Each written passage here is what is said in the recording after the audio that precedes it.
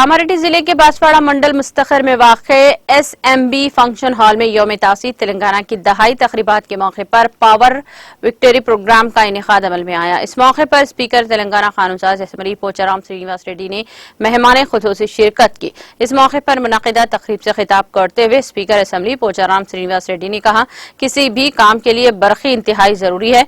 उन्होंने बरक़ी अहदेदारों की कारकर्दगी की भरपूर सताइश की और कहा कि ट्रांसको, जेनको और डेस्को महकमों की मुलाजमीन की मेहनत के नतीजे में बरक़ी की पैदावार में तेलंगाना ने मुल्क में अव्वल मुकाम हासिल किया है। स्पीकर असम्बली ने कहा कि रियासत तेलंगाना की तश्कील के बाद साल 2014 में रियासत में बरक़ी की पैदावार की सलाहियत 7,700 मेगावाट थी और अब ये 18,567 मेगावाट तक पहुंच गई है। रियासत में 27.49 लाख ज़रिए इलेक्ट्रॉनिक मोटर्स हैं, जिस पर 12,000 करोड़ रुपए खर्च किए जा रहे हैं और हुकूमत हर किसान के लिए 40,000 की सब्सिडी बर्दाश्त कर रही है।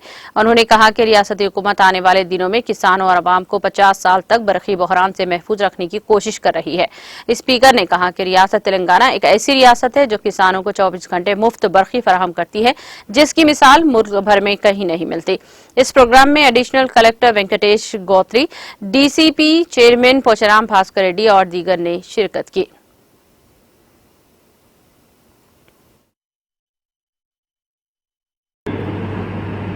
మనిషి జీవితంలో ముడిపడినటువంటి అంశం. పొద్దున్న లేచి అమ్మాయి అబ్బాయి చదువుకోవాలన్నా కరెంటు కావాలి, పొద్దున్న లేచి హీటర్తో స్నానం చేయాలన్నా కరెంటు కావాలి, వ్యాయామం చేయాలన్నా కరెంటు కావాలి, వంట చేయాలన్నా కరెంటు కావాలి. మనిషి జీవితంతో కరెంటు పూర్తిగా ముడిపడి ఉన్నది. Transport department, Genco department, disco department, ఈ 3 డిపార్ట్మెంట్లో పనిచేసేటువంటి ఉద్యోగస్తులు ఏ చిన్న కష్టం వచ్చినా, ఏ చిన్న పొరపాటు జరిగినా నిమిషాల్లోనే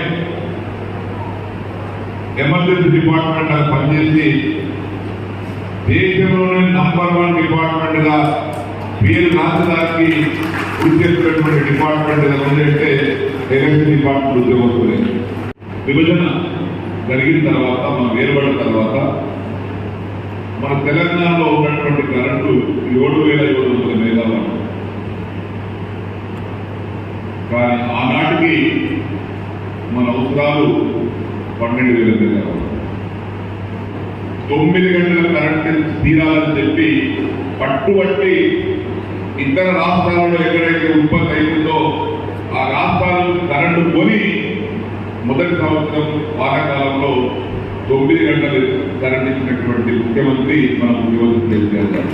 రైతాంగానికి కడుపు నిండా 24 గంటల కరెంటు ఇచ్చేటువంటి ఒకే ఒక రాష్ట్రం భారతదేశం మొత్తం మీద తెలంగాణ రాష్ట్రం.